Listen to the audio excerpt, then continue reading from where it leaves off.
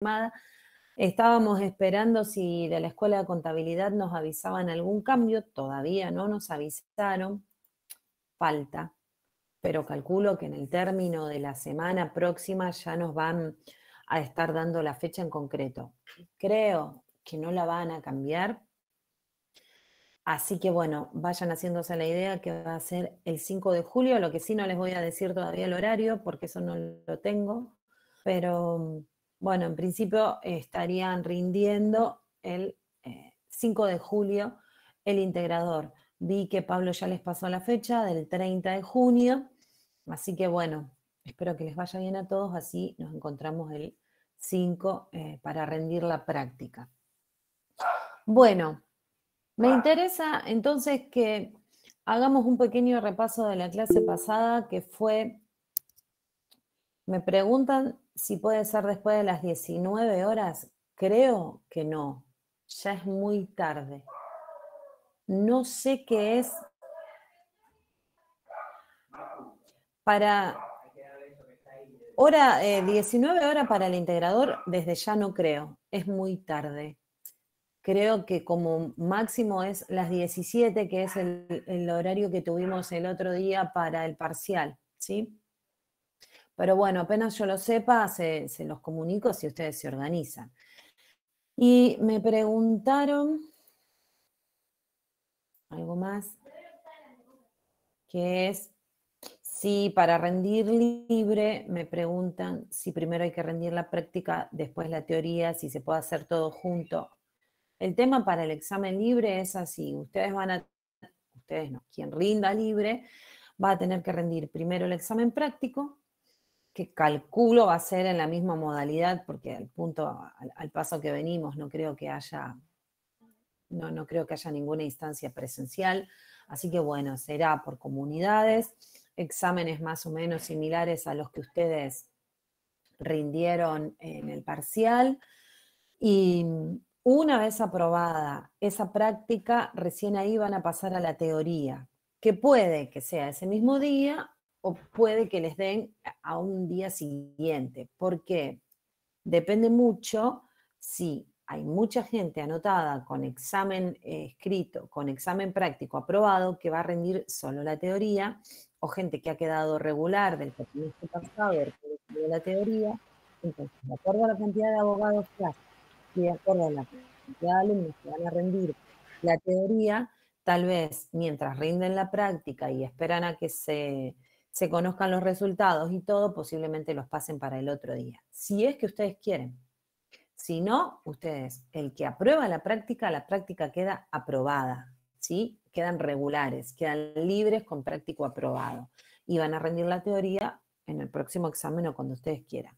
¿Qué es lo que yo siempre les digo? El que se prepara para rendir la práctica, indudablemente conoce la teoría. Para mí es un desperdicio no presentarse en el mismo turno. Total, el que aprueba la práctica tiene la práctica aprobada. ¿Qué puede pasar? Que pase la teoría y que no pruebe la teoría solamente. Se presentarán en el próximo turno. Pero bueno, eso es de decisión de ustedes. Así que bueno, examen, eso que estaba hablando para los que se unieron recién es para el examen libre, ¿sí? Para el examen libre. La teoría es igual u oral, me preguntan, ¿el turno pasado la tomaron oral? Porque no había mucha gente para rendir el teórico. Entonces, como había 6 o 7 abogados tomaron la mayoría ese día y alguno que otro que pasó para el día siguiente, pero tomaron oral, creo, ¿sí? Bueno, ¿sigo? ¿Alguien tiene una pregunta? Y también les voy a repetir, para el que se unió recién, que supuestamente, casi seguro, el integrador va a ser el día 5 de julio. Que no sabemos el horario todavía, apenas lo sepa, se los comunico. Bueno, la clase pasada habíamos empezado a hablar de lo que es extinción del contrato laboral. Habíamos empezado a hablar de las indemnizaciones, ¿sí? El artículo 231, que habla del preaviso, dice que el preaviso es el tiempo en el que le avisamos al empleado que el contrato laboral va a terminar, que la relación laboral va a terminar. Le dimos le vamos a dar un mes de anticipación a aquel que tiene menos de 5 años de antigüedad y 2 meses de preaviso a aquel que tiene más de 5 años de antigüedad. Y le vamos a otorgar un preaviso de 15 días a aquel empleado que está en periodo de prueba. Eso es lo que dice la ley, le vamos a avisar al empleado. Si no se avisa al empleado, si no se otorga ese preaviso, vamos a sustituir ese preaviso con una indemnización. Sustituirlo significa pagar ese tiempo que no dejamos que el empleado trabaje. Le vamos a pagar esa indemnización que se llama indemnización sustitutiva de preaviso. ¿Y cómo la vamos a pagar? Vamos a hacer el sueldo bruto habitual, vamos a calcular el promedio de las remuneraciones variables, lo vamos a sumar y lo vamos a multiplicar por 1 o por 2 de acuerdo al tiempo que le tenga que otorgar, 1 mes o 2 meses. Y si estoy en periodo de prueba, lo voy a dividir por 30 y lo voy a multiplicar por 15, o sea, lo voy a dividir por 2, ¿sí? Si el empleador otorga el preaviso, el artículo 237 hablaba de una licencia diaria que dice que le vamos a otorgar al empleado 2 horas por día para que el empleado vaya a buscar trabajo o haga las entrevistas correspondientes. Esas 2 horas las puede tomar al comienzo de la jornada o al finalizar la jornada. O bien, como tiene 2 horas por día, puede decir un día, hoy falto, me junto todas las licencias del preaviso y las tomo en una sola jornada, ¿sí? El empleador está obligado a otorgarle esa licencia al empleado. Y también habíamos hablado de lo que sucedía si el empleador despide en un día que no coincide con el último día del mes. Ahí vamos a tener que integrar ese mes de despido. Y la indemnización se llama indemnización por integración del mes de despido. ¿Y en qué va a consistir? Vamos a tomar la misma base de cálculo, la misma base de indemnización que calculamos para la sustitutiva de preaviso, o sea, sueldo bruto habitual más promedio de remuneraciones variables, lo vamos a dividir por 30 y lo vamos a multiplicar por la cantidad de días que faltan para el último día del mes. Si el despido opera el día 18, voy a hacer la base de la indemnización dividido 30 por, ¿les dije el día 18? Bueno, si el día 18, entonces por 12, ¿sí? Porque 12 son los días que me faltan para llegar a fin de mes. Siempre voy a calcular al día 30. Despido el día 15, voy a multiplicar por 15, despido el día 10, voy a multiplicar por 20.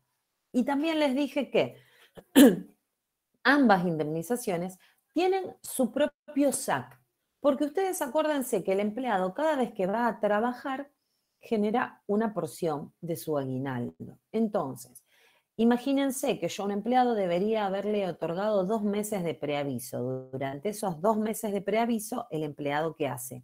Gana parte de su SAC. No le otorgo ese preaviso, lo despido hoy, le pago esos 2 meses. Entonces, lo que vamos a hacer es, en cada una de estas indemnizaciones, pagarles su propio SAC. La indemnización sustitutiva de preaviso tiene un SAC que se llama SAC sobre indemnización sustitutiva de preaviso y consiste en el valor de la indemnización que ustedes calcularon dividido 12. Si ustedes hicieron sueldo bruto habitual más promedio de remuneraciones variables por 1, porque el empleado hace 4 años que trabaja, entonces le corresponde un mes, si ustedes hicieron por 1 y les dio 55.000 pesos. El SAC sobre esa indemnización es 55.000 dividido 12. Se terminó la indemnización, ¿sí? Integración del mes de despido. Lo despedimos el día 18. Sueldo bruto habitual más promedio de remuneraciones variables dividido 30 por 12. Me dio 38.000 pesos. El SAC sobre la integración del mes de despido es 38.000 pesos dividido 12. ¿Sí? Y sigo adelante con las indemnizaciones. Voy a pagar también las vacaciones no gozadas. Yo les adelanté el otro día, el SAC proporcional, el SAC que yo pago ahora, el día 30 de junio, es Ese aguinaldo, esa partecita de sueldo, es ese sueldo número 13 que el empleado cada día que va a trabajar gana una parte. Si la relación laboral finaliza, ese SAC se va a convertir en un SAC proporcional, también se lo voy a abonar. Pero ese SAC va a seguir manteniendo las mismas formas que hasta ahora. O sea, va a ser remunerativo y va a estar formando parte del sueldo bruto, ¿sí? Y va a tener los correspondientes aportes y contribuciones. Las vacaciones. Cuando ustedes liquidan vacaciones comunes para otorgarle las vacaciones al empleado, son vacaciones remunerativas, forman parte del sueldo bruto, tienen sus aportes, sus contribuciones. Cuando yo estoy pagando vacaciones porque la relación laboral finaliza, ¿por qué? Porque así como cada día que voy a trabajar gano una parte de SAC, cada día que voy a trabajar gano unos días, unas horas de vacaciones, ¿sí? Entonces, como el empleado no va a llegar al periodo de otorgamiento de vacaciones porque la relación laboral termina, yo al día de hoy debo otorgarle, debo pagarle esas vacaciones porque no se las voy a otorgar, ¿sí? Entonces, si estamos al día de hoy, 18 de junio, lo que voy a hacer es calcular cuántos días de vacaciones le corresponden al empleado según su antigüedad. Y ahí nos vamos a manejar siempre con el 31-12. No importa que el empleado se va hoy, que hoy terminamos con esta relación laboral. El cálculo de la antigüedad lo vamos a hacer siempre al 31-12. Entonces vamos a preguntar, ¿cuántos días de vacaciones le corresponde según la antigüedad que él tiene? Al 31-12, ¿sí? Entonces, si, por ejemplo, el empleado en noviembre cumpliría 5 años de antigüedad, al 31-12 tiene más de 5 años de antigüedad. Entonces yo me voy a basar en 21 días de vacaciones. Tengan en cuenta siempre eso. Vamos a seguir con todos, llevándonos con todos los mismos artículos que venimos haciendo para liquidar las vacaciones comunes. Solamente es que vamos a tener que calcular la proporción. Pero lo van a tener que hacer así. Siempre pregúntense, ¿qué antigüedad tendría este empleado el 31-12? Sin importar que se va hoy. Porque hoy puede tener 4 años de antigüedad y el 15 de noviembre cumple 5 años de antigüedad. Entonces, al 31-12 tiene más de 5 años. ¿Cuántos días de vacaciones le corresponden? 21 días de vacaciones. Entonces, el cálculo sería así. 21 días de vacaciones si trabajara los 360 días del año. Como no lo hace, porque lo estamos despidiendo, vamos a hacer 21 dividido 360 por los días desde el 1 de enero a la fecha de despido. O sea, del 1 de enero al 18 de junio, ¿cuántos días pasaron? Tengo 5, 150, 168 días. Entonces, 21 días dividido 360 por 168 me va a dar X, no sé, les digo, 16,6.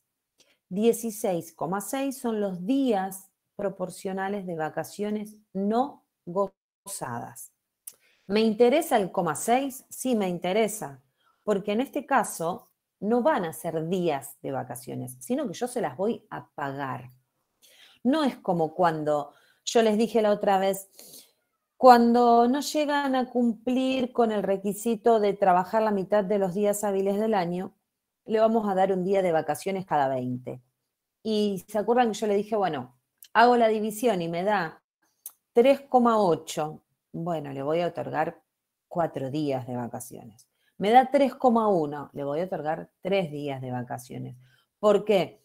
Porque no le voy a dar 3 días y 1 hora de vacaciones. En este caso, sí me interesa el coma algo, porque ese número se va a representar en dinero.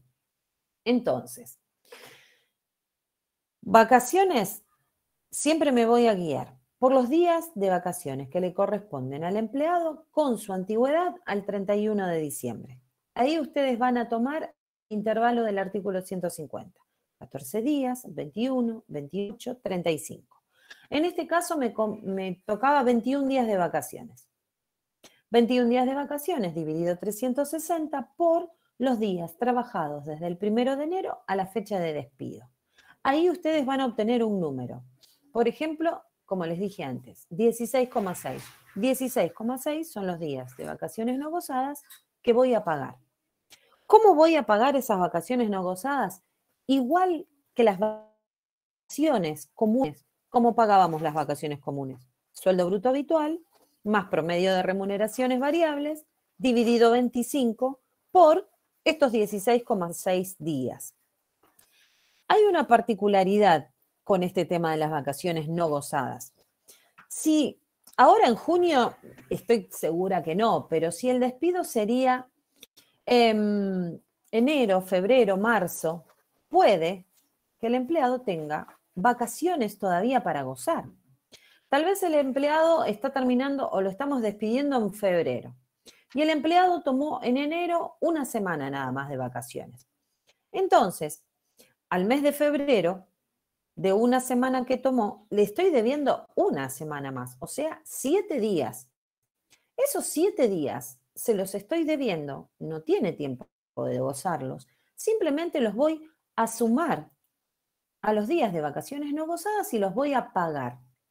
Ahora fíjense, este empleado se está despidiendo en febrero, le debemos una semana de vacaciones, 7 días del año 2020. Se terminó las vacaciones que les debo. Ahora hagamos el cálculo de las vacaciones no gozadas de este año. Lo estamos despidiendo el 20 de febrero. Sí. Pensé que alguien me iba a preguntar algo. Entonces, mi pregunta es, ¿le debemos vacaciones? Sí, le debemos 7 días. Bueno, 7 días del año 2020. ¿Cuántos días no gozados del 2021? ¿Qué antigüedad tiene este empleado al 31 de diciembre de 2021? Como les dije antes, más de 5 años, porque los cumple en noviembre.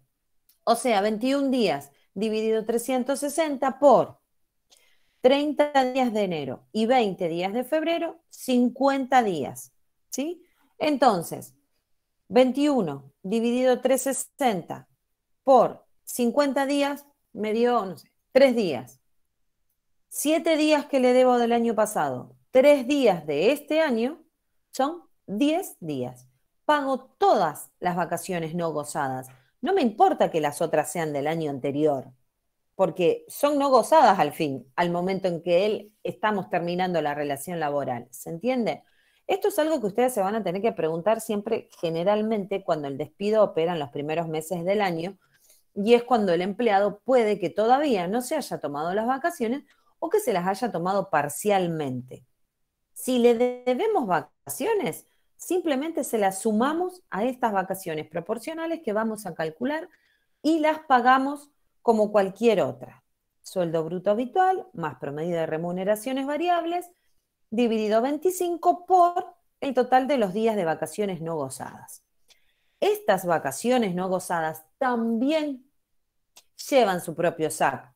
Entonces, si ustedes encontraron el valor de esta indemnización, que fue 38.500 pesos, 38.500 dividido 12 es el valor del SAC sobre las vacaciones no gozadas.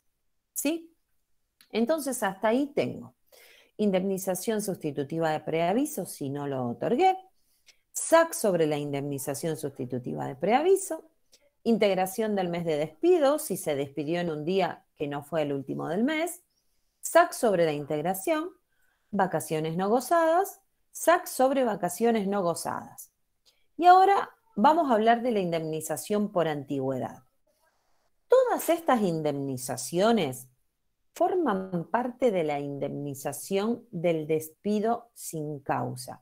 Cuando hablamos de un despido sin causa, hablamos de una suma de indemnizaciones, que son estas: la de preaviso, la de integración del mes de despido, las vacaciones no gozadas y la del 245, ¿sí? Si ustedes, cuando ustedes leen la ley, van a ver que en el artículo 240 habla de la extinción del contrato de trabajo por renuncia del trabajador. Cuando renuncia el trabajador y la ley dice medie o no preaviso, siempre el requisito de validez de la renuncia es que sea por escrito. De la misma forma sucede con el despido. Siempre estamos hablando de una carta, documento del empleador al empleado. Y hablamos siempre de un telegrama del empleado al empleador cuando renuncia, ¿sí? Después, el artículo 241 lo que dice es una extinción de contrato de trabajo por voluntad de las partes. Entonces ahí, ¿qué hay? Hay un acuerdo entre partes donde la relación laboral finaliza, donde siempre, sea cual sea el motivo de finalización del contrato, SAC proporcional y vacaciones no gozadas se pagan siempre.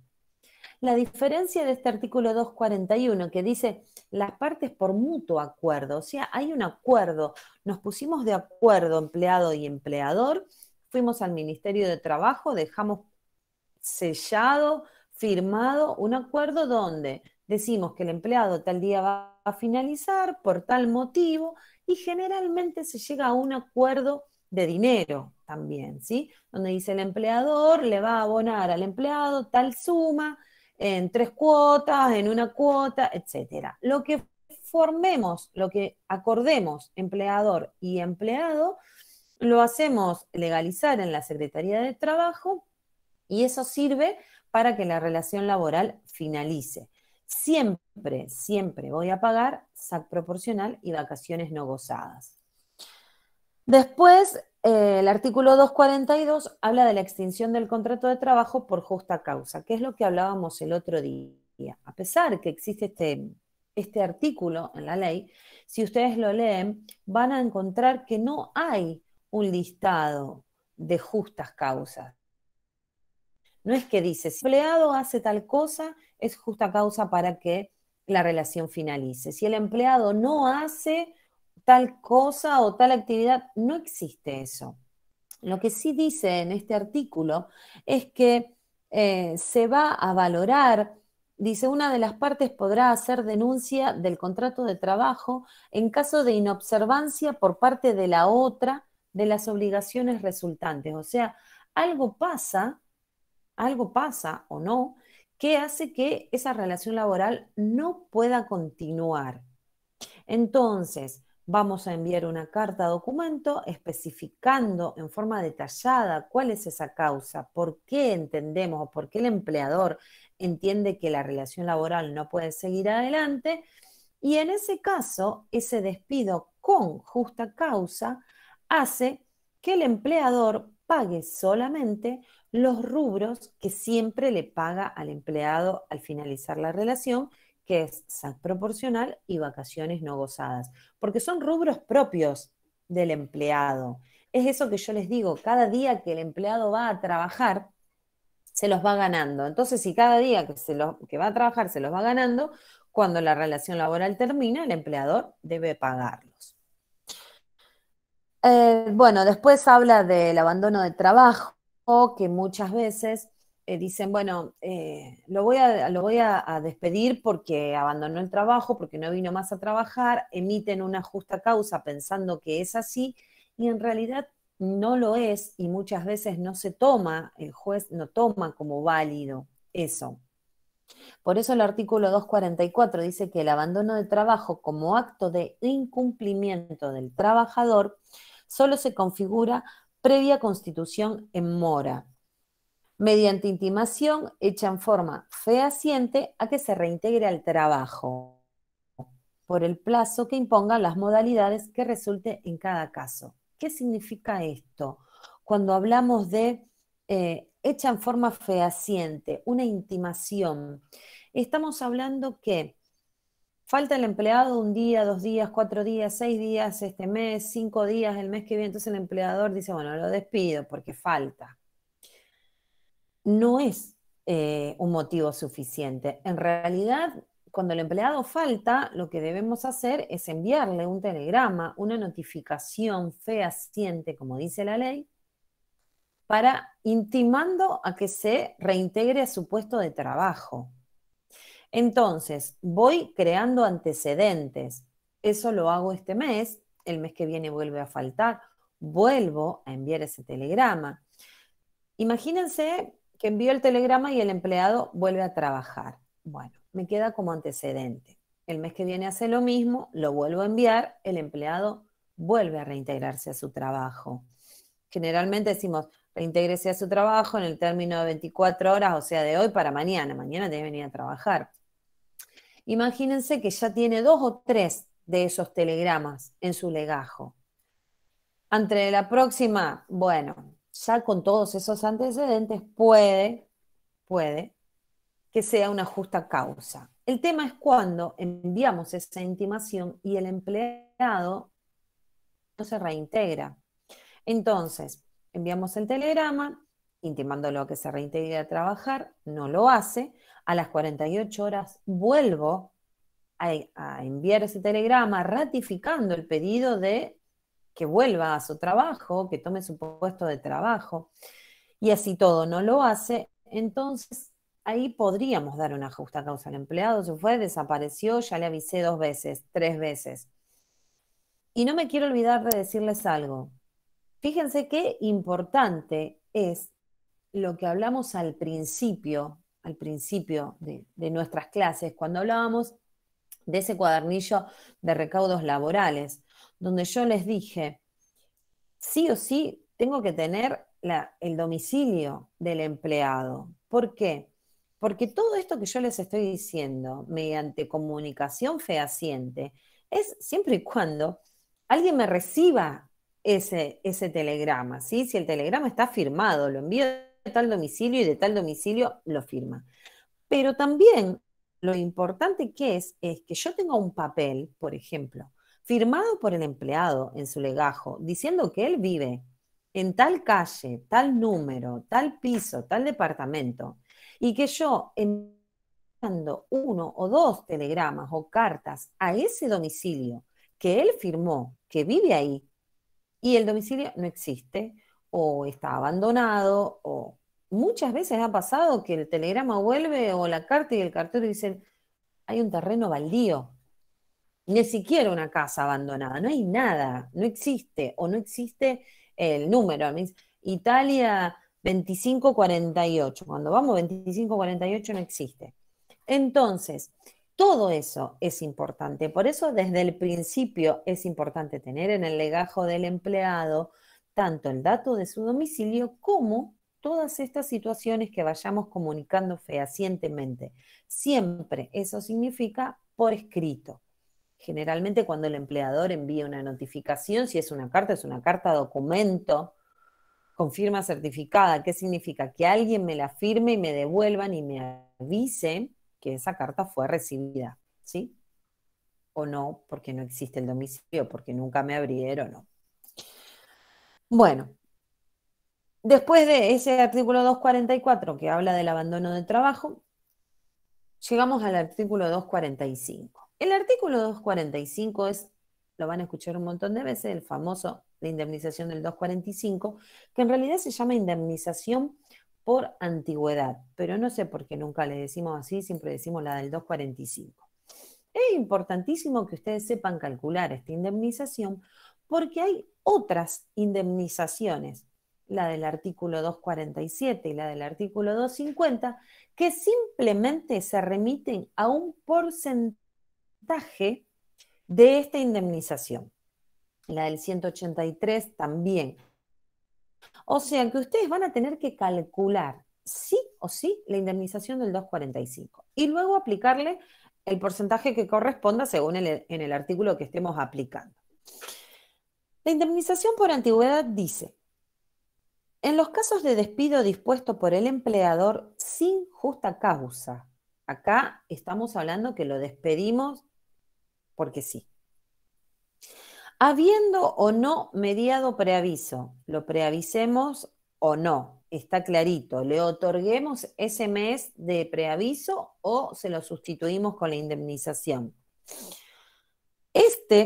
Empiezo al principio porque en los casos de despido dispuesto por el empleador sin justa causa, habiendo o no mediado preaviso, el empleador, deberá abonar al trabajador una indemnización equivalente a un mes de sueldo por cada año de servicio o fracción mayor de 3 meses, tomando como base, esto es lo que nos interesa, la mejor remuneración mensual normal y habitual devengada durante el último año o durante el tiempo de prestación si es que fue menor a un año.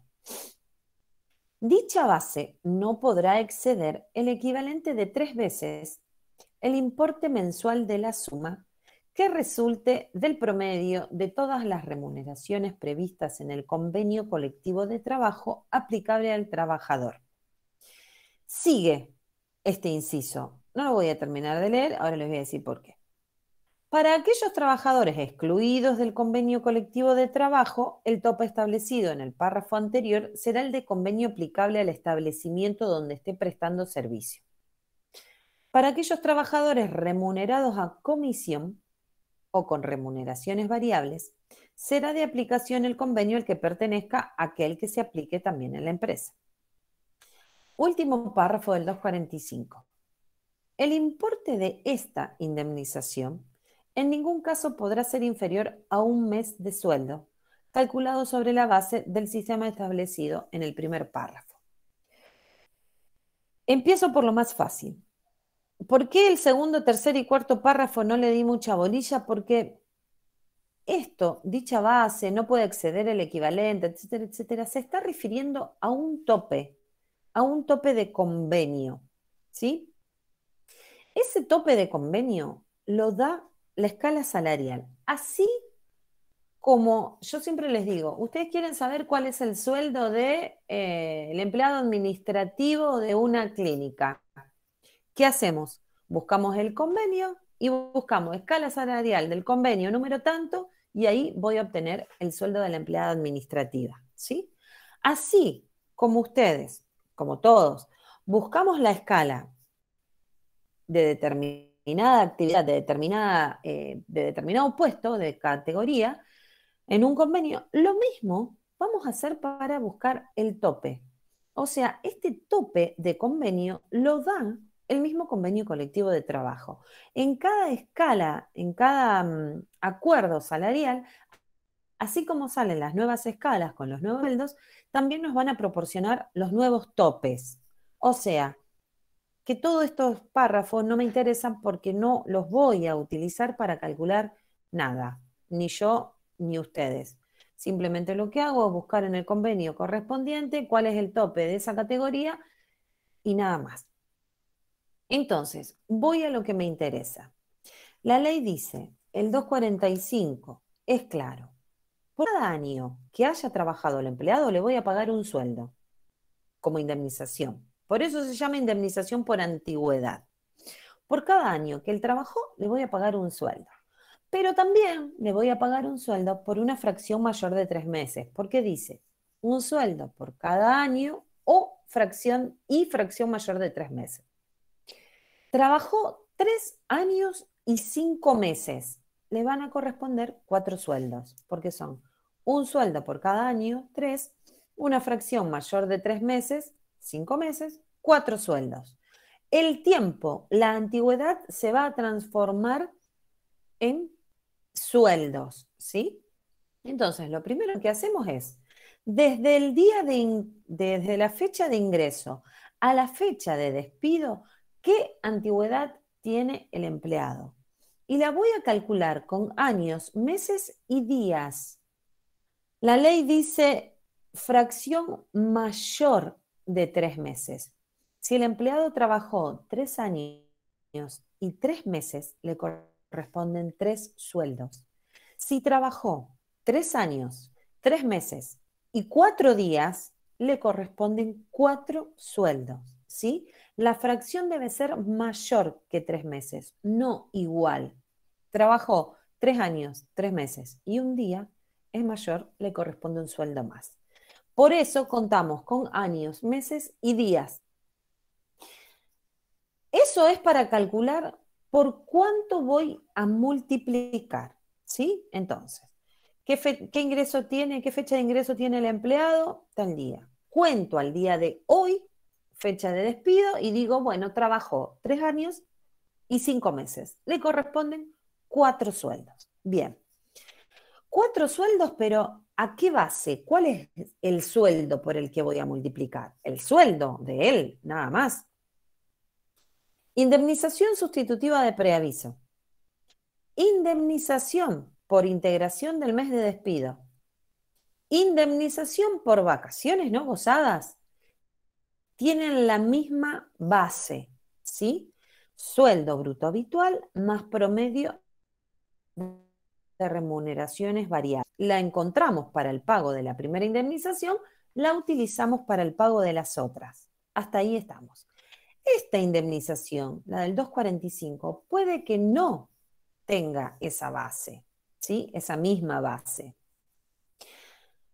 Por ejemplo, si el empleado tiene promedio de remuneraciones variables, desde ya les digo que no va a ser la misma. Dicha base, entonces dice, ¿por cuánto lo vamos a multiplicar? Lo vamos a multiplicar por la mejor remuneración mensual, normal, habitual y devengada durante el último año o el periodo que hubiese pasado si es que trabajó menos de un año. Este empleado hace 3 años y 5 meses que trabaja, así que el último año, ¿sí? ¿Qué voy a empezar a hacer? Voy a ir desde la fecha de despido hacia atrás, 12 meses, a buscar la mejor remuneración que este empleado tuvo, ¿sí? En el año. Y voy a decir, esa remuneración, ¿se acuerdan cuando hablamos del SAC, del aguinaldo, que yo les dije, ¿cómo vamos a calcular el SAC? Es muy simple, estamos en junio, ustedes miren, de enero a junio, ¿cuál fue la mejor remuneración? La dividimos por 2 y se terminó el cálculo del SAC. Yo les dije, encuentren la mejor remuneración y no pregunten de dónde viene, no me importa, para el SAC, ¿sí? Pero para esta indemnización, a pesar de que estoy buscando una mejor remuneración, sí voy a preguntar de dónde viene. Porque puede que ustedes buscaron, analizaron los recibos de sueldo, cuál fue la mejor remuneración. Pero una vez que la encontraron, ustedes tienen que saber si es normal, si es mensual y si es habitual que el empleado pueda cobrar esa remuneración. Por ejemplo, el empleado realiza horas extras y un mes realizó unas horas extras más porque sí, pero normalmente lo viene haciendo, ¿sí? Habitualmente viene realizando horas extras. Entonces, bueno, sí, la tengo que analizar la remuneración. No es tanto como, no es como la del SAC, que yo dije, busquen la mejor y se terminó. No me importa en qué se origina que sea la mejor. Si le pagaron un premio, si, no sé, salió el empleado del mes y se lo reconocieron en plata. Para esta indemnización, sí, lo voy a tener que analizar. Les cuento rápido. Una vez, un año, que creo que fue en 2006, si no me equivoco, hubo una pedrada terrible acá en Rosario, bueno, se rompieron todos los vidrios, los techos, los toldos, fue un desastre. Había una empresa que trabajaba con policarbonatos, vendía policarbonatos y los colocaban también. Ese mes, los chicos que trabajaban en esa empresa, los que colocaban, casi nunca trabajaban horas extras, nunca. En realidad nunca trabajaban horas extras, trabajaban hasta las 5 de la tarde y hasta las 5 de la tarde trabajaban y se terminó. Si les faltaba colocar algo, iban al otro día. Ese mes fue tanto el trabajo, tanto, que trabajaron, todos los días trabajaban 4, 5, 6 horas extras, pero cosas terribles, trabajaban hasta los domingos. Uno de ellos lo despidieron. Y lo primero que hicimos fue averiguar qué hacíamos con esa remuneración, que obviamente fue en el mes de noviembre. Obviamente era la mejor remuneración del año del empleado. Pero hablamos con abogados y todo, con la otra chica que teníamos que hacer la liquidación, y efectivamente no correspondía tomar esa remuneración, porque no era algo normal y habitual que caigan piedras del tamaño de una pelota de tenis, que rompan todo y que el empleado tenga que hacer 25.000 horas extras. No era normal, no era habitual, no iba a suceder en otro momento del año, no sucedió en otro momento del año. Entonces, no la tomamos como base para la remuneración. ¿Por qué nos habíamos obsesionado con averiguar esto? Porque nosotros sabíamos que cuando uno dice la del 245, que es la mejor remuneración por los años, el empleado sabía que ese mes había cobrado casi el doble de lo que venía cobrando. Y sabíamos que nos iban a retrucar la indemnización diciendo que porque habíamos tomado otro mes en lugar de tomar ese. Terminó con un litigio y el juez terminó aprobando lo que habíamos liquidado nosotros, por eso así quedó. La indemnización no correspondía a tomar como base esa remuneración, porque si bien era la mejor en cuantía, en pesos, no era ni normal ni habitual que eso sucediera. La ley también habla de que esté devengada, ni siquiera debe estar cobrada la remuneración. Esto es para muchos casos de empleados que están en juicio y que están sin cobrar, pero a pesar de todo, las remuneraciones se van devengando mes a mes, ¿sí? Bueno, entonces, ¿qué tenemos que hacer? Tenemos que analizar, una vez que encontramos la mejor remuneración del año, analizar si es normal, mensual y habitual que eso suceda. Si es así, si por ejemplo el empleado realiza horas extras y ese mes realizó 5 horas extras más que otra, es habitual que eso suceda. La voy a tomar. Puede que esa misma remuneración sea la misma que ustedes encontraron para calcular el SAC. Puede, pero puede que no. Porque imagínense, si yo estoy haciendo la liquidación final en el mes de noviembre, tal vez la remuneración esta, la de base para el 245, la mejor, normal y habitual, fue la del mes de marzo, porque tuvo vacaciones, por ejemplo. La tomo para base del 245. Esa remuneración no es la misma que ustedes tomaron para el SAC.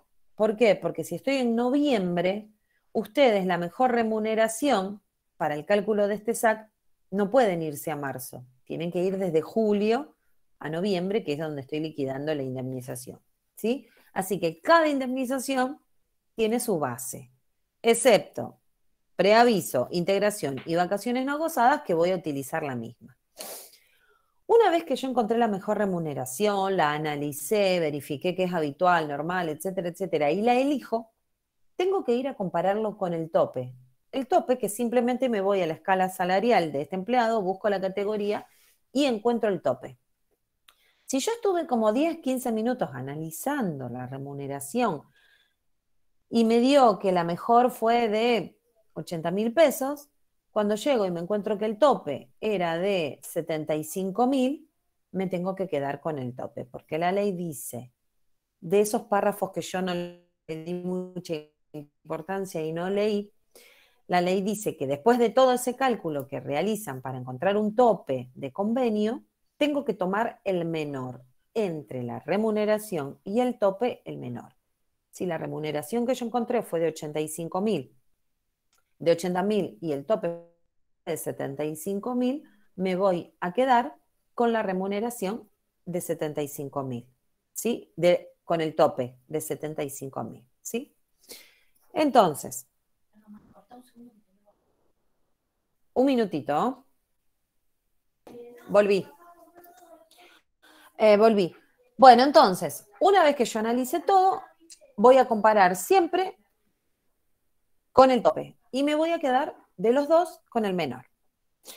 Hay algo que les tengo que comentar rápidamente, que es una jurisprudencia. ¿Por qué? Porque esto, fíjense, el tope de convenio, ¿de dónde sale? Lo otorgan las mismas escalas, ¿sí? Las escalas salariales, los convenios colectivos. Generalmente, son topes proporcionados en base a los salarios de esas categorías con todos estas bases que habla este artículo 245, el triple, promedio, etcétera, etcétera. Pero ese tope no dista mucho de lo que es la escala salarial. Hubo un caso que se llamó el caso Bisotti, que sentó jurisprudencia. Bisotti es el apellido del empleado. ¿Y qué sucedió con este empleado? Cuando hablábamos que cuando contratamos un empleado no le podemos inventar el sueldo, sino que nos tenemos que basar en el sueldo de acuerdo a la categoría que el empleado vaya a tener, imagínense que ustedes toman un empleado calificado, administrativo, para gerente, pero lo van a anotar como corresponde. Entonces, son de empleados de comercio y en el convenio no hay ningún sueldo de gerente, ni... Entonces ustedes van a hacer ¿qué? Le van a dar una categoría de administrativo F, el más alto, ¿sí? Con un básico de 68.000 pesos. Pero en realidad vamos a hacer un arreglo, vamos a hacer un pago de un adicional por eficiencia, se me ocurre, por otros 70.000. Entonces ese empleado, en lugar de 60.000, va a terminar ganando 130.000. Eso es lo que acordamos para este empleado gerente, en el cual no tengo una categoría y lo que hago es crearle, ¿sí?, ese sueldo, adicionándole un importe para llegar al sueldo que acordamos. ¿Por qué? Porque yo no puedo crear un sueldo para abajo, pero para arriba sí, todo lo que quiera, ¿sí? Entonces, le voy a pagar 130.000 pesos, le pago 60 de básico, 70 de adicional, listo. Imagínense que este señor Bisotti tenía un sueldo básico más del doble de cualquiera de su categoría. Pero además de ser de más del doble, este señor tenía muchísimos años de antigüedad, 24 años de antigüedad, si no me equivoco, 24 o 28. Entonces, lo despiden. No sé quién tuvo la idea de despedir a este señor Bisotti, ¿sí? Además, esos 130.000 están incrementados por los años de antigüedad, por el presentismo, etcétera, etcétera.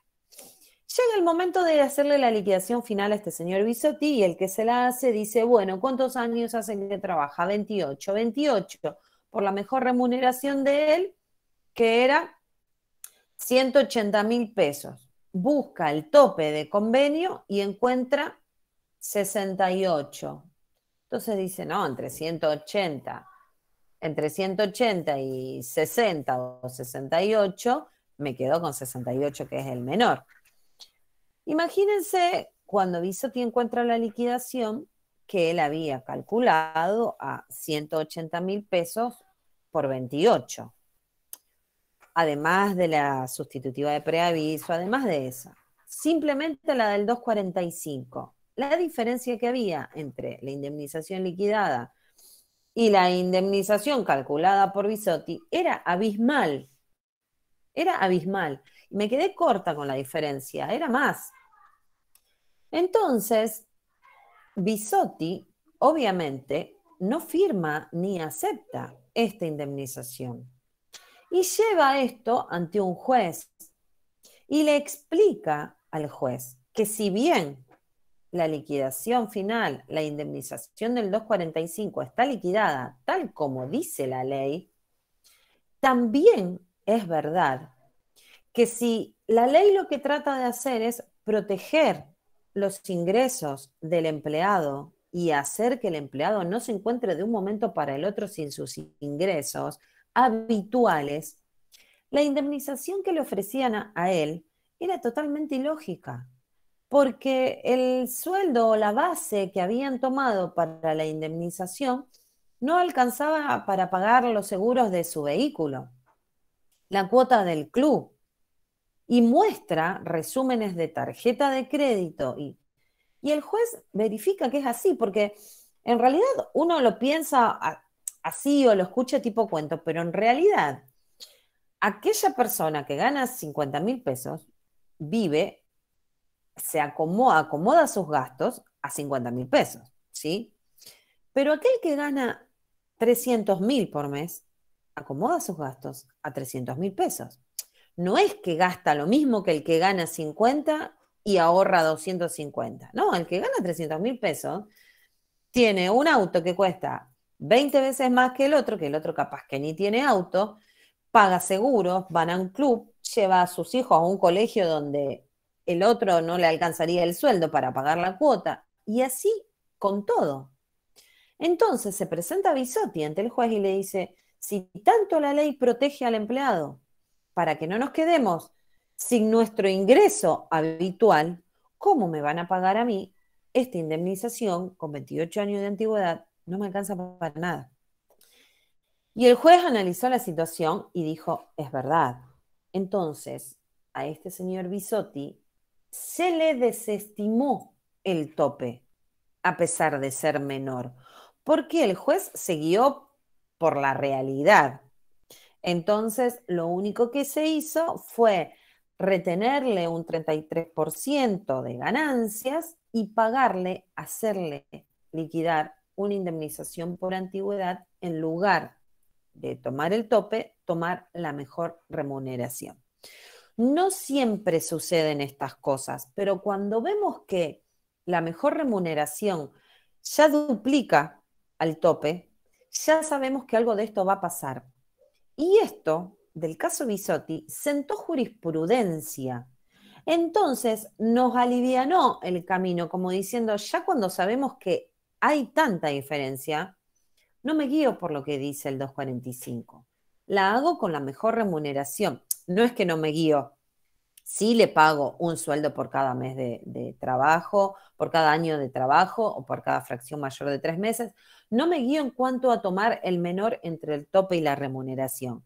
Sí, estamos hablando de un empleado donde efectivamente cobra lo de escala, sí tomo el tope. Pero si estoy hablando de un empleado jerarquizado, donde ya el sueldo está incrementado al doble o al triple por un adicional, directamente no lo tomo y tomo la mejor remuneración, ¿sí? Bueno, eso era para aclarar porque hay muchos textos donde habla del caso Bisotti o de jurisprudencia Bisotti y es simplemente eso, desestimar el tope. Pero bueno, en este caso no, en nuestros casos no nos van a pasar. Indemnización por antigüedad, un sueldo por cada año o fracción mayor de 3 meses por la mejor remuneración del año que sea normal, mensual y habitual. O por el tope, si el tope es menor. Pero llego al último inciso de la ley, donde dice el importe de esta indemnización. Y yo quiero que ustedes sepan que cuando habla de esta indemnización, habla de la indemnización del 245 propiamente, ¿sí?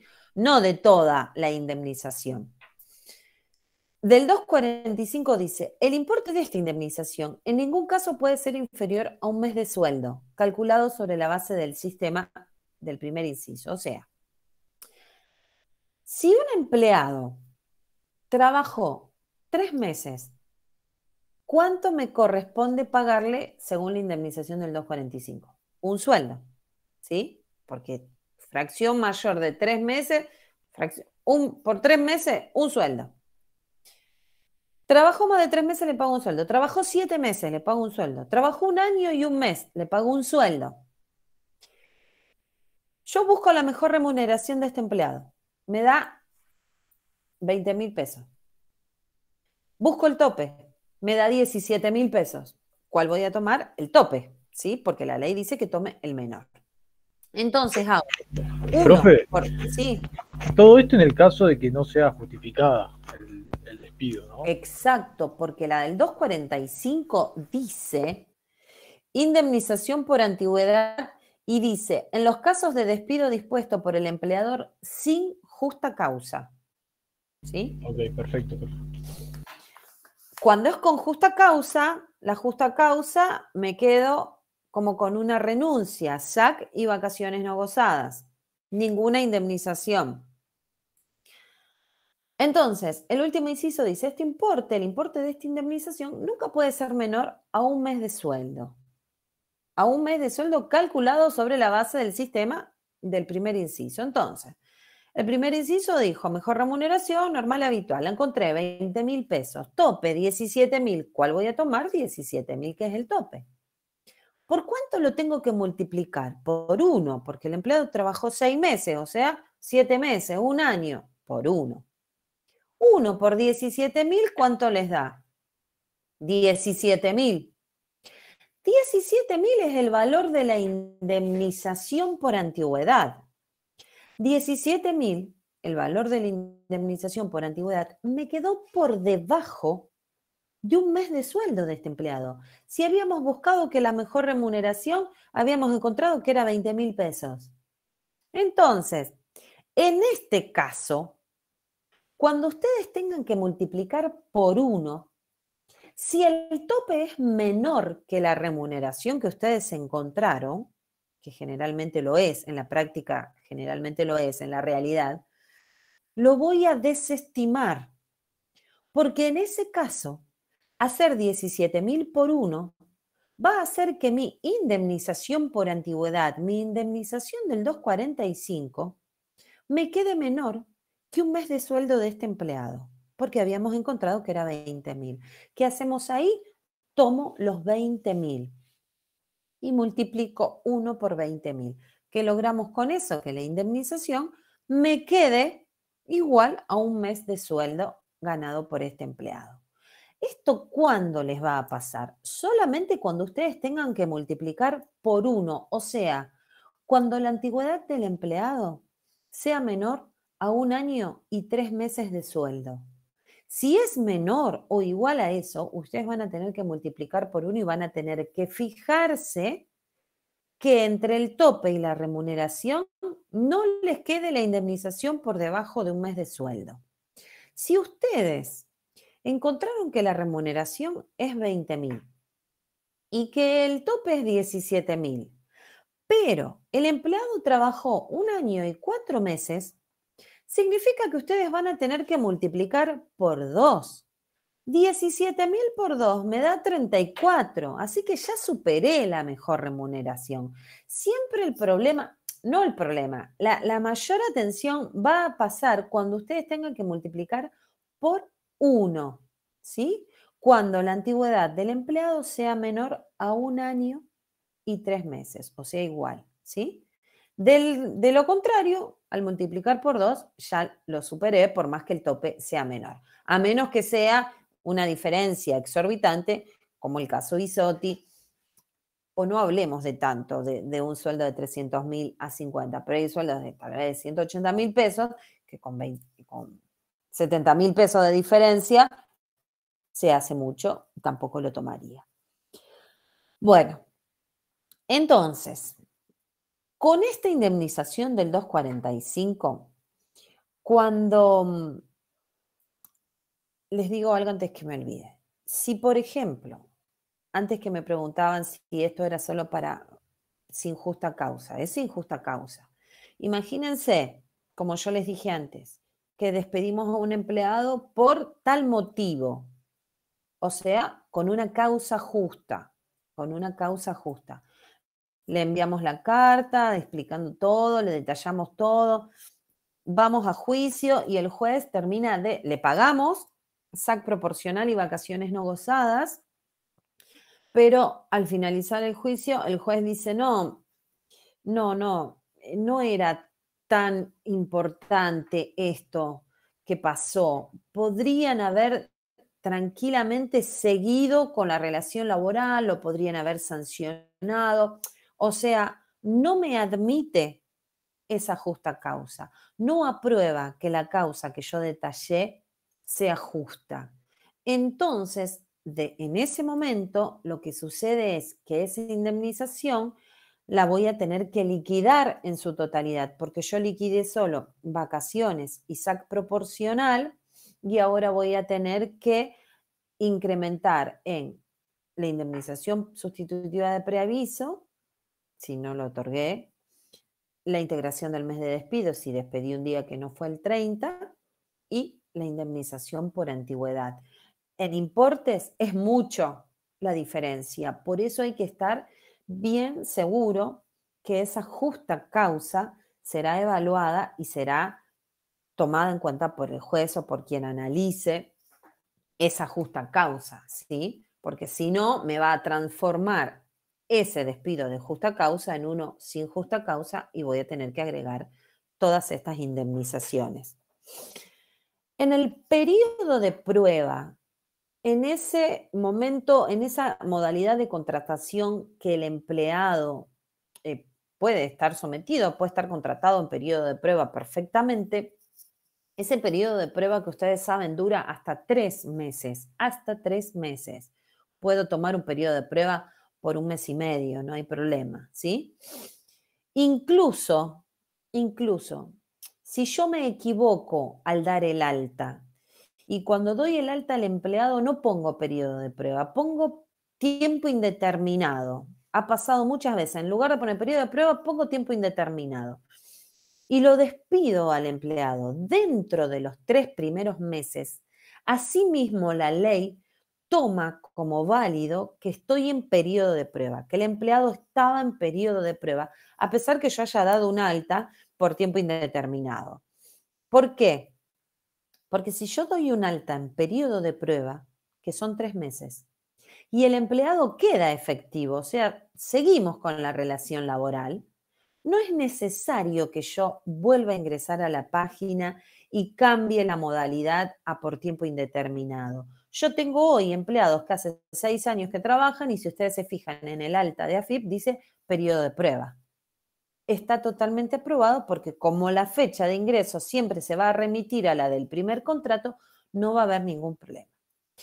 Entonces, esté en periodo de prueba, ya sea dado de alta con periodo de prueba o dado de alta por tiempo indeterminado, pero en los 3 primeros meses de ese contrato, tengo, no sé si decirle beneficios, pero ventajas en cuanto al empleador. Si la relación laboral se termina, la termina unilateralmente el empleador, lo único que debo hacer es otorgarle 15 días de preaviso y en el caso de no hacerlo, indemnizarlo con una indemnización sustitutiva de preaviso solo por esos 15 días. Cuando finalizo el periodo de prueba, no voy ni a pagar integración del mes de despido, ni voy a pagar ninguna otra indemnización, ni la indemnización por antigüedad, ni ninguna otra. Simplemente voy a pagar los rubros que corresponden siempre al empleado. SAC proporcional y vacaciones no gozadas. Tengo que abandonarlos 1 minuto, discúlpenme, ya vuelvo. Estoy con una situación ahí con mi hija, pero bueno, no está todo bien, ya volví. Bueno, les decía entonces, cuando estoy en periodo de prueba, lo que pasa es, como estoy probando al empleado, ¿sí? A ver si el empleado se desempeña como corresponde en sus tareas, lo que hace la ley es otorgarle como un privilegio al empleador de poder rescindir este contrato laboral, de terminarlo sin tener que pagar indemnizaciones. La única indemnización que voy a pagar si es que no lo otorgo son los 15 días de preaviso, ¿sí? Entonces, SAC proporcional, pago siempre. Vacaciones no gozadas, pago siempre, a pesar que se llamen indemnización por vacaciones no gozadas, es un rubro que le corresponde al empleado y que siempre lo voy a abonar. Y los 15 días del periodo del preaviso, si es que no se lo otorgo. Si le preaviso, no pago nada. ¿Está? Después, antes de meterme con el ejercicio, que ustedes imagino que lo habrán mirado o lo habrán hecho, quiero ir al artículo 93, que es el artículo de contrato de trabajo a plazo fijo. El contrato a plazo fijo, bueno, primero se los voy a leer, que dice, durará hasta el vencimiento del plazo convenido, no pudiendo celebrarse por más de 5 años. Ah, y ahora que leí esto me acordé. Ojo con el periodo de prueba. Ojo con el periodo de prueba. El periodo de prueba es, como les dije antes, para probar al empleado, para ver si el empleado desempeña como corresponde la actividad o la tarea para la cual lo necesito. Puedo tomarlo por un mes y estoy en duda, bueno, lo tomo por un mes más o por 2 meses más, siempre que sea hasta 3 meses. Puede tener 2 periodos de prueba, de un mes y medio y otro de otro mes y medio, por ejemplo. Una vez finalizados los 3 meses se terminó. Si no le di de baja, es un empleado, ¿sí? Por tiempo indeterminado. Por eso les dije antes, aunque yo le haya dado por tiempo indeterminado, si el despido opera dentro de esos 3 primeros meses, lo tomo como que estaba en periodo de prueba. El empleado en periodo de prueba es empleado, está anotado como corresponde, paga los aportes correspondientes de jubilación, de obra social, las contribuciones, está incluido en el 931, es un empleado más, con todos los derechos y obligaciones de cualquier otro empleado. El periodo de prueba se remite solo a los 3 primeros meses de contrato, pero nada más. Exime al empleado del pago de esas indemnizaciones y nada más. Y lo que es clara la ley y dice que el empleador no puede hacer uso abusivo del periodo de prueba.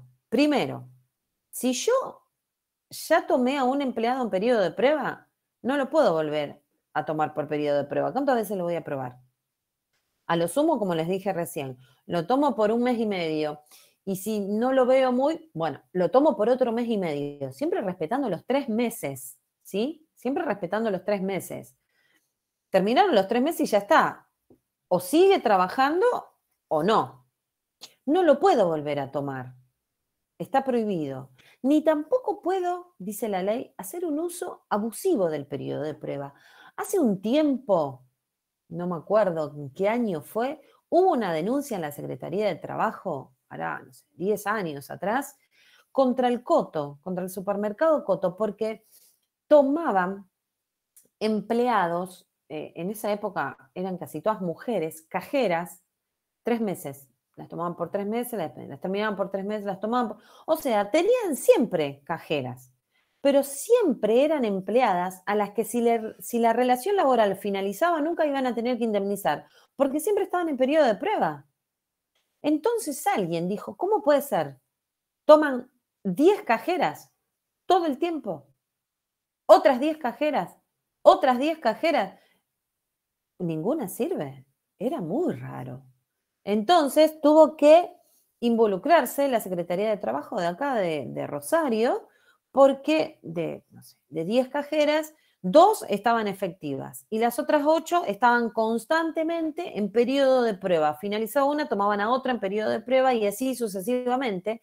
Entonces eso hacía que ninguna empleada tenga, por ejemplo, antigüedad y que al momento de terminar ese contrato laboral no iban a tener que pagar nunca una indemnización. La ley es clara con eso. No puedo abusar del periodo de prueba, ¿sí? Bueno, ahora sí vuelvo al contrato a plazo fijo. Artículo 93 habla del contrato a plazo fijo. El contrato a plazo fijo tiene una particularidad. Es un empleado como cualquier otro, pero es un contrato que tiene fecha de vencimiento, le decimos nosotros. Incluso cuando ustedes dan de alta a un empleado con contrato a plazo fijo, en la página de AFIP, si ustedes no le ponen la fecha de finalización, no me da el ok. Cuando le doy enter, no, me sale un cuadrito en rojo y me dice falta la fecha de finalización. ¿Sí? Como diciendo, pusiste un plazo fijo y le pusiste el comienzo, pero no el fin. El contrato a plazo fijo es eso. Tengo un plazo determinado. Le puedo dar de alta por el periodo que yo quiera, siempre que llegue hasta 5 años. O sea, puedo contratar a alguien por un año, por ejemplo. Tengo una empleada en licencia por maternidad o me avisa que se va a tomar la licencia por maternidad correspondiente y 6 meses más, o sea, 9 meses. ¿Qué hago? Puedo tomar a alguien por 10 meses, que esté un mes conviviendo con ella para aprender a hacer su trabajo y que la reemplace los 9 meses que ella no va a estar. Entonces, doy de alta a un empleado desde mañana hasta dentro de 10 meses. Desde el 18 de junio hasta el 18 de abril de 2022. Si yo cargo fecha de ingreso mañana, fecha de finalización 18 del 4 de 2022, perfecto, tengo mi contrato a plazo fijo, ¿sí? ¿Qué pasa con esto del plazo fijo? El empleado ya sabe que tal día termina su contrato, pero así todo, la ley, en el artículo 94, dice que el empleador debe ratificar esa fecha de finalización. ¿Cómo es eso? Lo tengo que hacer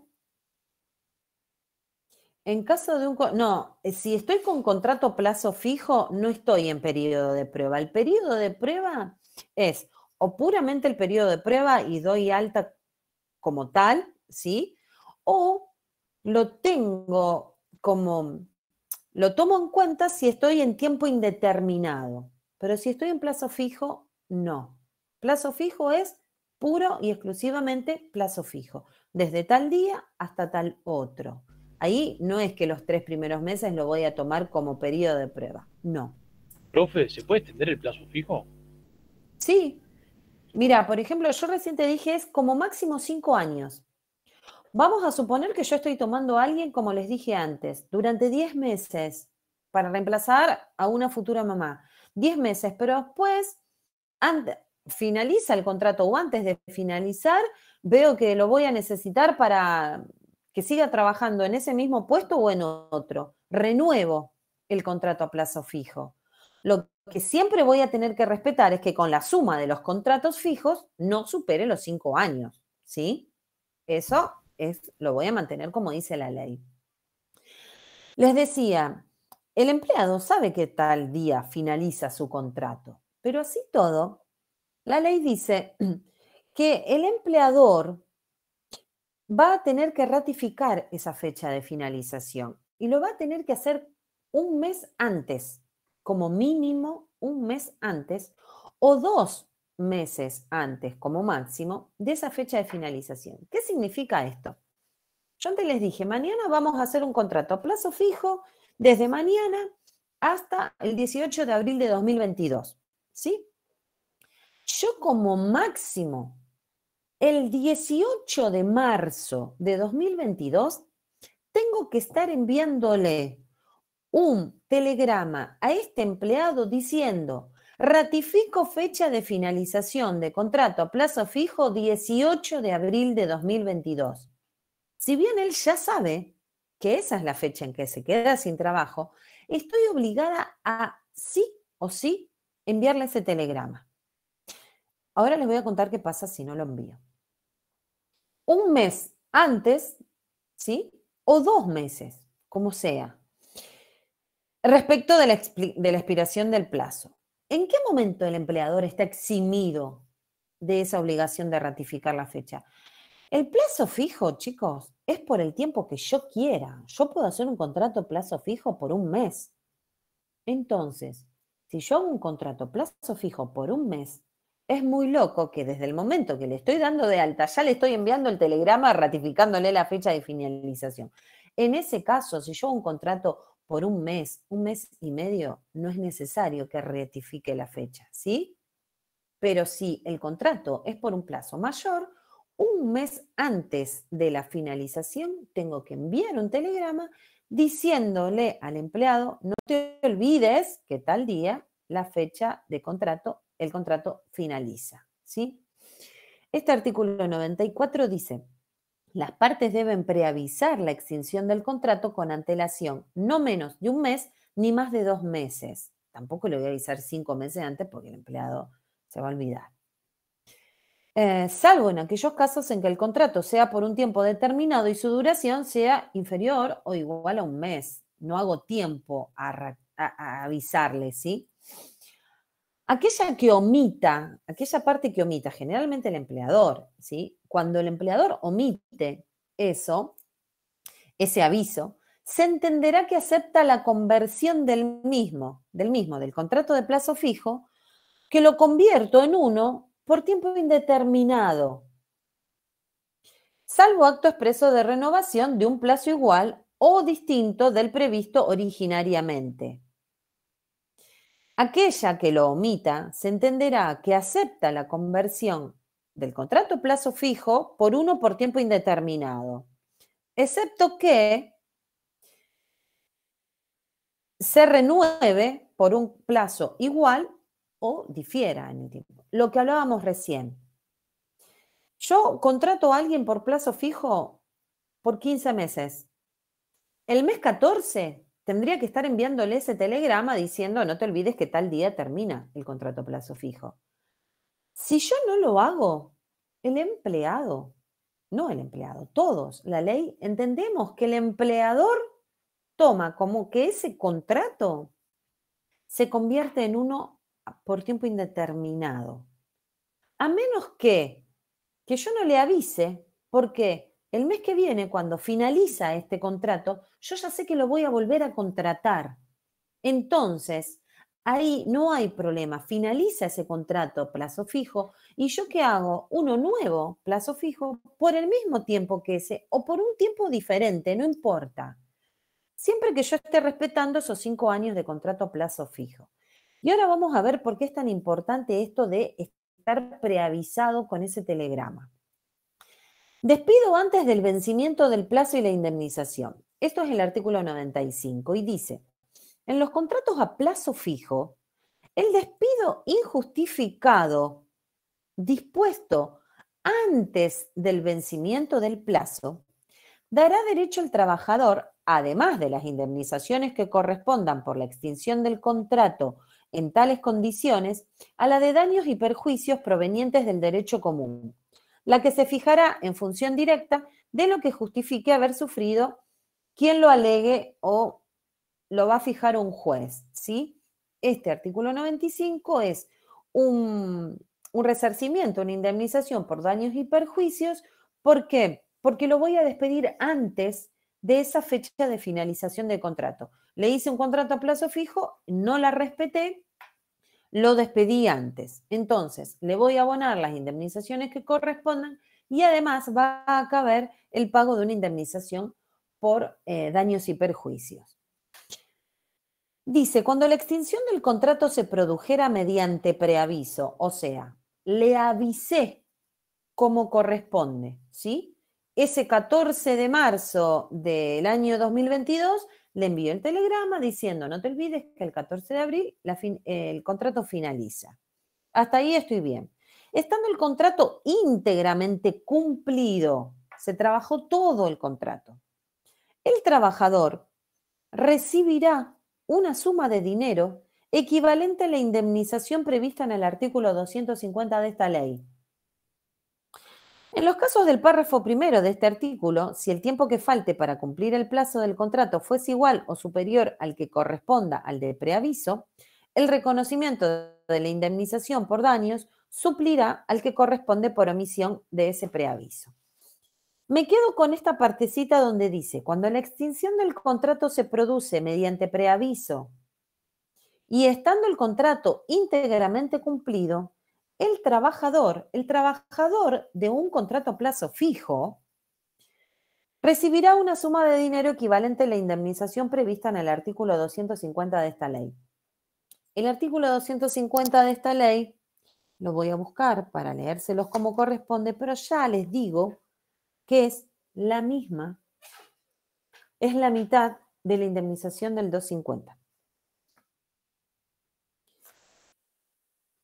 Monto de la indemnización, artículo 250. Cuando la extinción del contrato se produce por vencimiento del plazo, mediando preaviso y estando el contrato íntegramente cumplido, o sea, está todo bien, todo en orden, el trabajador será acreedor de una indemnización prevista en el artículo 247.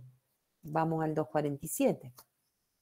Y dice, en los casos en que el despido fuese dispuesto por causa de fuerza mayor o por disminución de trabajo, no imputable al empleador, fehacientemente, el trabajador tendrá derecho a percibir una indemnización equivalente a la mitad de la prevista en el 245 de esta ley. El artículo 247 habla de una indemnización especial en determinados casos, en situaciones especiales, donde dice que va a pagar la indemnización equivalente a la mitad de la del 245. El artículo 250, en lugar de decir es la mitad del 245, dice es la del 247, pero la del 247 es la mitad del 245. Conclusión, la del 247 y la del 250, las indemnizaciones son la mitad del artículo 245. O sea, vamos a tener que calcular una indemnización del 245 como corresponde y luego le aplicamos el porcentaje según el artículo 247 o según el artículo 250. Y les voy a decir esto. Cuando yo les repito, ustedes hagan una liquidación del 245 como corresponde, es porque a veces aplican directamente el 50% y no tienen en cuenta ese último inciso del 245 donde dice que la indemnización del 245 no puede ser menor a un mes de sueldo. Y no se dan cuenta de eso y liquidan mal la indemnización, ¿sí?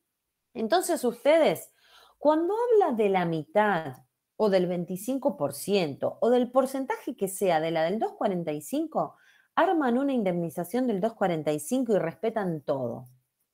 Que los años trabajados y las fracciones mayores de 3 meses se conviertan en un sueldo. Que busquen la mejor remuneración normal y habitual y la comparen con el tope. Y que si ustedes a eso lo tuvieron que multiplicar solamente por 1, nunca la indemnización del 245 le quede por debajo de una remuneración. Respetaron todo eso, encontraron el importe de la indemnización del 245, recién ahí aplican el porcentaje que diga el artículo que ustedes tengan que utilizar, la del 247 o la del 250, ¿sí? Entonces, sí, el plazo fijo, el contrato a plazo fijo finaliza como corresponde, ¿sí? Estoy mirando porque no quiero hablar sin, después me retan porque no leo mucho los artículos, pero es así. Sí, el contrato a plazo fijo, en el despido injustificado, está la extinción del contrato se produce mediante preaviso y estando el contrato íntegramente cumplido, el trabajador recibirá una suma equivalente a la indemnización del 250, que es la mitad del 245. En realidad, el artículo 250 dice que es igual a la del 247, pero el 247 es la mitad del 245. Conclusión, sí, el empleado trabajó todo el contrato a plazo fijo. Si nos acordamos y le enviamos el telegrama, haciéndole acordar de la fecha de finalización, y se trabajó todo el contrato, se finalizó, no se lo voy a renovar, le pago la indemnización del 245, del 250, perdón, ¿sí? Pero, si en este despido sin causa,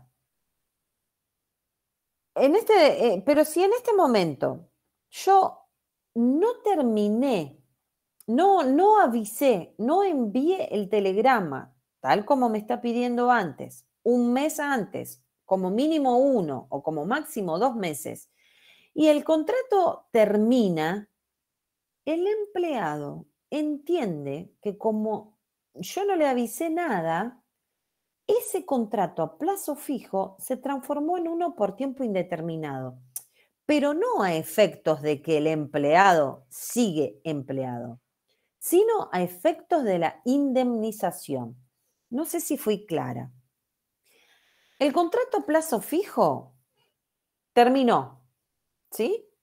Terminó hoy. ¿Qué hago? ¿Qué voy a pagar? Voy a pagar SAC proporcional como terminó hoy. Voy a empezar por el principio. ¿Qué voy a pagar? Los días trabajados hasta el día de hoy, 17 de junio.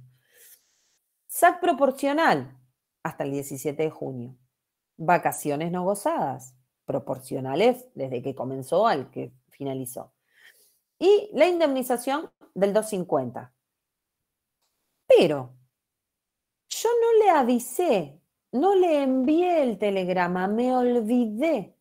Entonces, esta indemnización no está bien, porque la ley dice que si no estuvo debidamente preavisado, este contrato se convierte en uno por tiempo indeterminado, pero a efectos de la liquidación de la indemnización. Entonces, si el contrato a plazo fijo deja de ser plazo fijo y pasa a ser por tiempo indeterminado, fíjense qué diferencia.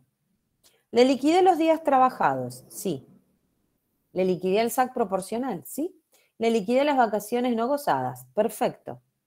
Le liquidé la indemnización del 250, no va más ahora, porque esa es para los contratos a plazo fijo. Y yo ahora estoy en contrato por tiempo indeterminado. Le doy de baja a esa indemnización del 250. Pero por otro lado, tengo que preguntar. No estuvo preavisado porque no le envié el telegrama un mes antes. Indemnización sustitutiva de preaviso. Un mes. SAC sobre indemnización sustitutiva de preaviso. Integración del mes de despido, porque hoy es día 17. Me faltan 13 días hasta fin de mes. SAC sobre indemnización por integración del mes de despido. Y le voy a sumar la indemnización del 245, que ya va a ser por su totalidad del 245, porque como dejó de ser de plazo fijo, no es más la mitad, sino que es uno por tiempo indeterminado.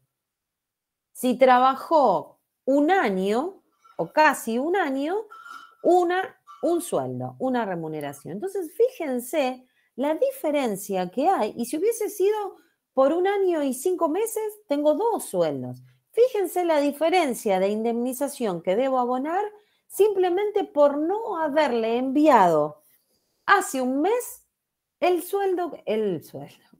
telegrama que dice: ratifico fecha finalización, contrato a plazo fijo, el 18 de junio o 17 de junio de 2022. Eso es lo que quiero que ustedes entiendan. Una cosa es cuando está debidamente preavisado, se refiere a esto, de haberle enviado ese telegrama recordándole que tal día finaliza el plazo fijo. Él ya lo sabe, porque de hecho ese contrato está firmado, ¿sí? Él ya lo sabe, pero hay que preavisarle nuevamente. Si no lo hace, el contrato termina igual. Cuando hablamos de que se pasa a tiempo indeterminado, no es que el empleado pasa a ser empleado, sino que siempre hablamos a efectos de las indemnizaciones que vamos a liquidar. Sí, alguien iba a hablar, me parece. Bueno, ¿se entendió hasta ahí eso? Yo quería explicarles esto porque están, bueno, los ejercicios, el de extinción, el número 1, que fue el que no alcanzamos a ver la clase pasada, lo que veo es que solo había que liquidar, está todo, tanto los rubros remunerativos como los rubros indemnizatorios. El ejercicio de la clase pasada que nos quedó sin repasar, pagaron los días trabajados, el despido fue sin causa en un contrato por tiempo indeterminado al 11 de junio, por eso liquidaron los 11 días trabajados, pagan la antigüedad y el presentismo. Esto me habían preguntado respecto al presentismo en el pago de los sueldos proporcionales. Chicos, yo no pago presentismo, no vamos a pagar presentismo, lo vamos a quitar cuando el empleado incurre en faltas injustificadas, como habíamos visto en la otra clase, licencias sin goces de sueldo, faltas injustificadas. Le quito ese adicional de presentismo.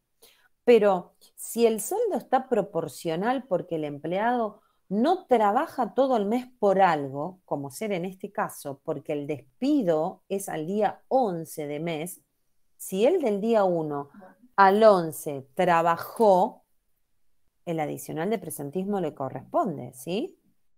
No porque no liquide los 30 días, no voy a pagar el presentismo. El presentismo lo quito cuando el empleado hace algo para no cobrarlo, como ser una falta injustificada.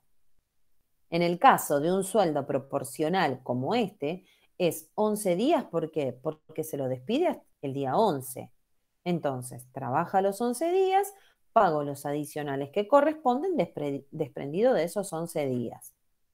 Le voy a pagar el SAC proporcional, que es siempre desde el 1 de enero hasta la fecha de despido, si estoy en el primer semestre, y si estoy en el segundo semestre, voy a contar desde el 1 de julio hasta la fecha de despido. ¿Por qué? Porque el 30 de junio yo pagué el SAC. Imagínense que este señor, en lugar de despedirlo el 11 de junio, estoy hablando del ejercicio 1, ¿sí? Si este señor, en lugar de despedirlo el 11 de junio, lo despedíamos el 11 de julio, el sueldo era igual, 11 días, antigüedad y presentismo sobre los 11 días. SAC proporcional, hubiesen dicho desde el 1 de julio al 11 de julio, ¿cuántos días tengo? Tengo 11 días, ¿sí? Entonces, dividido 360 por 11. ¿Por qué? Porque el 30 de junio yo pagué la cuota, la primer cuota de SAC como corresponde. Siempre tienen que partir en dos, el año cuando ustedes están pagando SAC proporcional, ¿sí? No se olviden de eso. Sigo con este ejemplo del 11 de junio. Llegué entonces a un sueldo y SAC brutos, donde pagué los 17.915 de sueldo y los 29.449,58 de SAC. Esto, al ser remunerativo, tengo jubilación, ley y obra social como corresponde. Y ahora me voy a los rubros indemnizatorios. Los rubros indemnizatorios no tienen ni aportes ni contribuciones. Indemnización por vacaciones no gozadas, lo que hicieron fue lo que les dije antes. Con una antigüedad de más de 10 años le corresponde 28 días, porque tenía fecha de ingreso. Tenía fecha de ingreso en 2010. Entonces, a diciembre de 2021 tengo más de 10 años, 28 días de vacaciones, dividido 360 por 161, que son los 161 del 1 de enero al 11 de junio.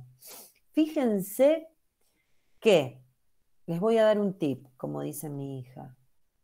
Si ustedes se están despidiendo o liquidando indemnización en el primer semestre, cuando ustedes sacaron cuenta de los días que tienen que pagar de SAC, calculamos 161, porque dijimos que del 1 de enero al 11 de junio, 161 días. Los mismos días que voy a calcular ahora, del 1 de enero al 11 de junio, 161 días. Fíjense que volvamos a que el despido en vez del 11 de junio es el 11 de julio. ¿Cuántos días van a pagar de SAC proporcional? 11, porque el día 30 de junio pagaron la primera parte. ¿Cuántos días van a pagar de vacaciones no proporcionales? ¿Cuál va a ser el cálculo? ¿Van a tomar 11 igual que el aguinaldo? No, van a tomar 171, ¿sí? ¿Qué les quiero decir con esto? Que cuando ustedes sacan días trabajados para el SAC, si están en el primer semestre, coinciden con los días trabajados para las vacaciones no gozadas, 161 y 161. Si están en el segundo semestre, los días no les van a coincidir, porque ustedes para pagar el SAC proporcional van a decir, del 1 de julio, ahora, no sé, lo despidieron en septiembre, ¿cuántos días pasaron? Pero cuando ustedes vayan a hacer el cálculo proporcional de las vacaciones, van a decir, del 1 de enero a septiembre, ¿cuántos días pasaron? ¿Sí?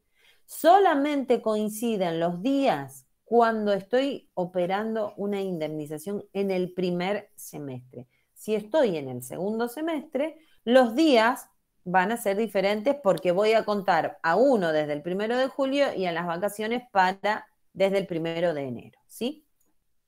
En este caso estoy el 11 de junio despidiendo, por eso los días me coinciden y dije 28 días de vacaciones dividido 360 por los 161 días trabajados desde el 1 de enero al 11 de junio, me dio 12,52 días.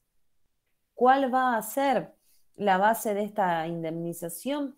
Y ustedes tienen el sueldo bruto habitual dividido 25, no tengo promedio de remuneraciones variables, así que me quedo en el sueldo bruto habitual dividido 25 por 12,52 los días de vacaciones proporcionales. Me dio 24.469,90. Ese importe dividido 12 es el SAC sobre las vacaciones no gozadas. La integración del mes de despido, tomo la misma base, sueldo bruto habitual, dividido 30 por los días que faltan hasta fin de mes, 19 días. 30.945,69. Eso dividido 12, tengo el SAC sobre la integración. Y por último, la indemnización por falta de preaviso, que yo lo hubiese puesto primero, porque a mí siempre me gusta empezar en orden como dice la ley. Falta de preaviso, integración y vacaciones no gozadas. Pero bueno, el orden del producto no altera, o no me acuerdo cómo era. No importa, lo que ponga primero me va a dar igual.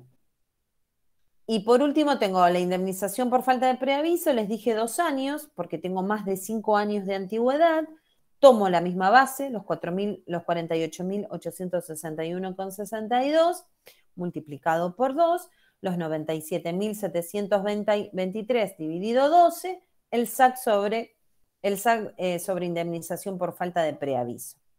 Y como último me queda la indemnización del 245, que se llama indemnización por antigüedad, y aquí ustedes van a ver que este señor trabajó 11 años, 1 mes y 9 días, lo que se traduce en 11 sueldos.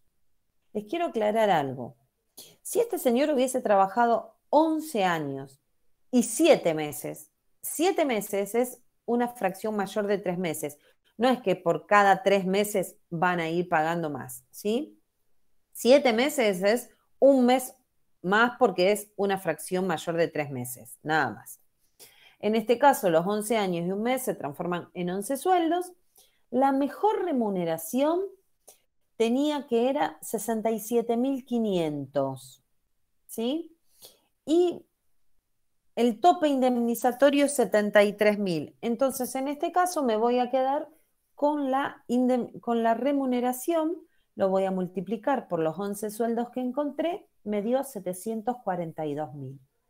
Fíjense que siempre entre ambos voy a tomar el menor. Si el tope hubiese sido menor a 67.500, me hubiese quedado con ese tope. Y creo que también estaba para que ustedes confeccionen el recibo de sueldo, si no me equivoco. Acuérdense que en el recibo de sueldo, si bien los rubros indemnizatorios no llevan ni aportes ni contribuciones, también se incluyen en el recibo de sueldo en la parte de no remunerativos, ¿sí? Hago un recibo de sueldo por las indemnizaciones. No es que porque no tengo ni que descontarle ni jubilación, ni obra social, ni ley, no lo hago. Sí lo hago. Va todo en la parte de no remunerativos. El recibo de sueldo, acuérdense que siempre tiene que comenzar con los datos del empleador. Tiene que estar el nombre, la actividad, el número de quit del empleador y tiene que figurar sí o sí nombre del empleado, número de quit, fecha de ingreso, fundamental para que sepamos si la antigüedad que estamos pagando es correcta, la categoría de este empleado, por si quiero buscar el sueldo básico en la escala, saber a qué sueldo tengo que remitirme, el sueldo básico en importe, También tiene que figurar, bueno, el detalle, todo lo que ustedes liquidaron en el recibo de sueldo, y también por ahí abajo le vamos a avisar, le vamos a aclarar la fecha de pago de este importe. El importe el importe neto del recibo de sueldo va tanto en números como en letra, para que quede claro. Le vamos a avisar qué día estamos depositando estos sueldos pagados el 4 de, bueno, en este caso es el 11 de junio, tengo 4 días, se lo vamos a pagar el 13 de junio de 2021, y siempre acuérdense que está el dato del pago de las contribuciones patronales, que son las que se pagaron en el 931, y que siempre voy a tener el dato un mes atrasado.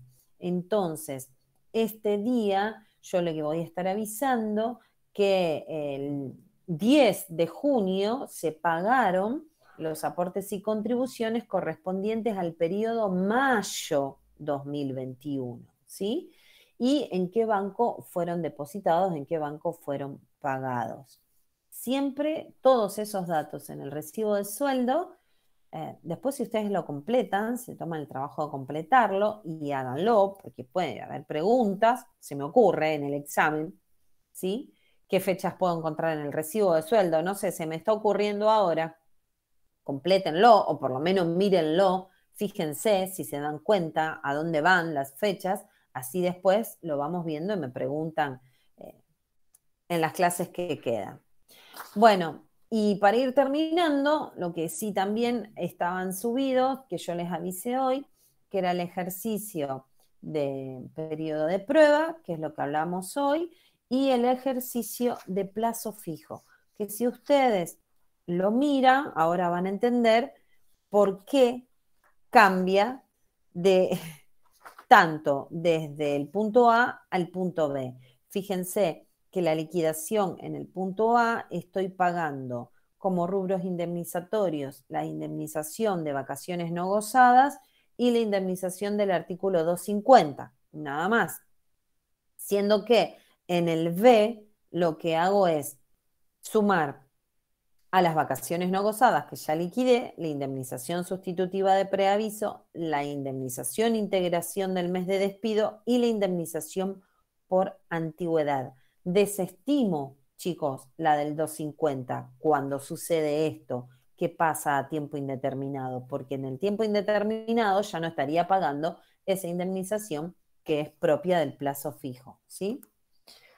Bueno, miren esos dos ejercicios que quedaron de periodo de prueba y de plazo fijo, y cualquier cosa lo hablamos, cualquier duda el próximo jueves.